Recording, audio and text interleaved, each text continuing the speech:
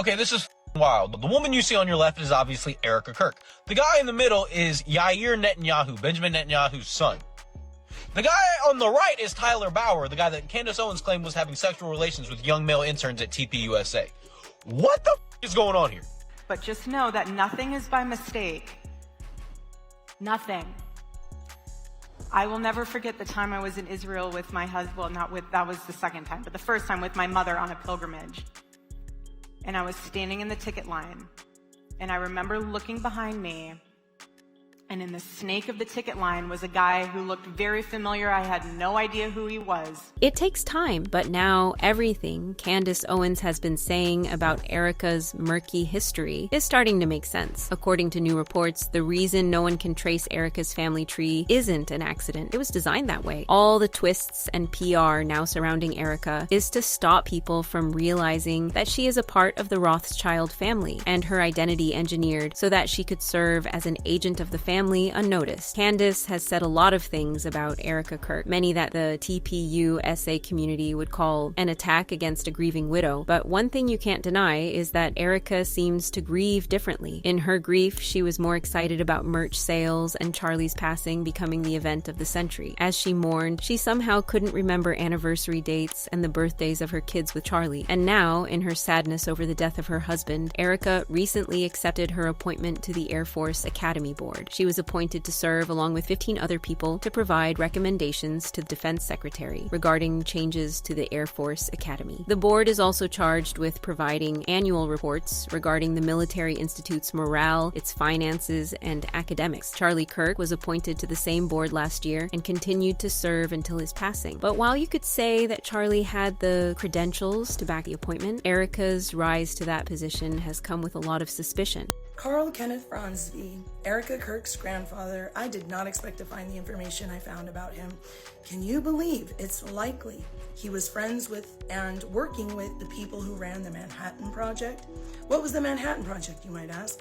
It was the single most secretive project during World War II that controlled all of our explosives. Supporters of TPUSA will tell you that there's nothing out of the ordinary, and it's not wrong for Erika to continue from where Charlie left off. But critics couldn't help but notice how strange it is for Erika to be handed everything that was meant for Charlie. Instead of careful restructuring and search for new leadership, Erika surprisingly began appearing in positions connected to Charlie's influence. Political appointments, leadership, and public representation were all given to her in a short amount of time. At the same time, Erika still makes sure to heavily use Charlie's name to give herself some credibility. The media will tell you that this is a woman without a previous political background. Also, Erika's career as a pageant queen and owner of a clothing brand doesn't exactly translate to the influence and leadership in politics. Like, how did she go from everyday housewife to advising the Secretary of Defense? And what are her qualifications? According to Candace, Erika's quick rise to the top has nothing to do with her achievements and everything to do with the people or family she's connected to. Being Charlie's wife and having him pass away tragically was the perfect platform to launch her because that was the plan all along. Candace already established that Erika has military ties because of her parents, Lori and Kent Francevy, but that's about the least of it. If you go back and look at Erika's social media, there is this one woman that seems to pop up in Erika's pictures and videos from the time she was in New York. Well, turns out that person wasn't just a friend. In a now deleted post, Erika talked about honoring the Sabbath, and Nicole supported her, saying, as her cousin who is fully Jewish, half of her family is Jewish. While she herself is a Christian, she has celebrated many Jewish holidays with our side of the family and highly respects the Jewish religion. For Erika, it could be that she and Nicole saw themselves as family after living together in New York. However, here's where the rabbit hole gets deeper. As soon as the post started getting attention, it was deleted, and Nicole wiped her Twitter clean of any messages. Another tweet calling out Erika and Nicole for the lies she told about her dating history confirmed that Erika and Nicole were best friends and cousins. In another old post of Erika's, she tagged and referred to Alan Rothstein as her uncle and praised him for his resilience and strength. Alan also happens to be Nicole's father. It is no coincidence that Nicole referred to Erika as her cousin, and it's easy to see why this part of Erika's family was hidden. Candace uncovered lengthy cases involving Alan Rothstein. According to these filings, he was brought into a company as a consultant, but instead sold valuable company secrets to other companies while billing the company significant sums. His actions led to the company's bankruptcy, and the case painted an image of a man who knew how to move money around and was never caught or punished for it. Alan Rothstein, Erika's uncle, may have been quite the sketchy guy.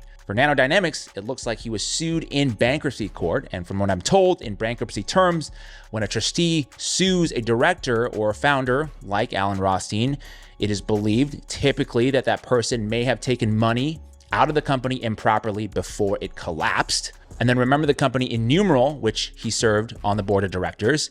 That was apparently a penny stock that traded on the OTC markets before also going bankrupt. And then there's this company, Shazoom LLC, which if you remember is a business funding company. And based on my research, it seems like Shazoom LLC has almost zero footprint, no major client reviews, no press releases of funded deals, no industry presence. And for a quote unquote business funding company to have no track record of funding businesses suggests it might be just a shell company, a vehicle used to move money around rather than conducting actual commerce. His name is also reportedly tied to a number of companies, both real estate and shell companies. These companies have very little information, online presence, and no information on the employees that work there. These companies just exist with no clear product or customer base. Are shell companies illegal? No. But are they excellent vehicles for moving money undetected? Absolutely. And the dark part is, Alan Rothstein isn't the only member of the family with a questionable history. The Rothsteins are a famous crime family in American history, with Arnold Rothstein standing out as the most notable figure. The family has reportedly been involved in everything from assassinations to economic crashes and currency manipulation, and the Rothsteins just so happen to share family ties with a Rothschild. It's rather strange then that Rothstein shares family ties to another family, another prominent Jewish family that has been the center of many theories for hundreds of years and has been involved in everything from currency manipulation to economic crashes and to assassinations and everything in between. And that family would be the Rothschilds. Indeed, I was rather surprised to see that the two families are related, and pretty directly, because all I had to do was scroll over to the side and boom, there it was. With Erika being related to the Rothsteins and by extension Rothschilds, her involvement in the Romanian trafficking scene starts to make sense. And according to Candace, it also explains why Erika was able to infiltrate these spaces and get instant recognition and acceptance without having to do any of the work. It also explains why Erika has been trying too hard to twist Charlie's words and stance on Israel, when it is well documented that he started speaking out against the things he'd seen during his final days. But what surprised observers the most was how well placed Erika was in Epstein's circle. Erika was heavily involved in the pageantry world after winning Miss Arizona, and Epstein's main mode of moving people was through model agencies. In 2014, Erika began tweeting about being a casting recruiter, and around the same time, she became involved in Next Model Management. Epstein and Faith Evans, the former head of Next Model Management, shared a close relationship, and Epstein reportedly used the agency as a means to procure Eastern European women to the United States. Epstein would sit in on meetings with Faith Evans and the models he acquired, and insiders established that Erika Kirk would also sit in those meetings, so it is almost impossible for her not to have known who Epstein was. Another link connecting Erika and Epstein was the Rothschilds' real estate portfolio. The name Rothschild appears over 2,000 times in the Epstein files, where he talked about working for the Rothschild family directly on real estate deals through the Corcoran Group. Erika's work profile revealed that she began working for the Corcoran Group in 2018, immediately after receiving her real estate license. What got critics' attention about this was that Corcoran Group is not the type of agency you can walk into without some real estate deals and property under your belt. Somebody made that happen for Erika. While she worked there, there's no record of Erika ever completing any deals, yet she remained in the agency under the stewardship of Pamela Liebman. While Pamela is listed as the CEO of Corcoran Group, the Epstein files revealed that she is merely a figurehead, while the real CEO is Lynn Forrester, aka Lindy Rothschild. This has led Candace to believe that Erika wasn't in the Corcoran Group to sell real estate. It was a way she used to move money and receive payment for shady activities between Jeffrey Epstein, the Rothsteins, and the Rothschilds. But we do then learn via Jeffrey Epstein's emails that the president of the Corcoran Group is actually Linda Rothschild, and Jeffrey Epstein is working directly for the Rothschilds. He himself is saying that Corcoran Real Estate Group is all over his emails Okay. So immediately after receiving her real estate license. What got critics' attention about this was that Corcoran Group is not the type of agency you can walk into without some real estate deals and property under your belt. Somebody made that happen for Erika. While she worked there, there's no record of Erika ever completing any deals, yet she remained in the agency under the stewardship of Pamela Liebman. While Pamela is listed as the CEO of Corcoran Group, the Epstein files revealed that she is merely a figurehead, while the real CEO is Lynn Forrester, aka Lindy Rothschild. This has led Candace to believe that Erika wasn't in the Corcoran Group to sell real estate. It was a way she used to move money and receive payment for shady activities between Jeffrey Epstein, the Rothsteins, and the Rothschild. do then learn via Jeffrey Epstein's emails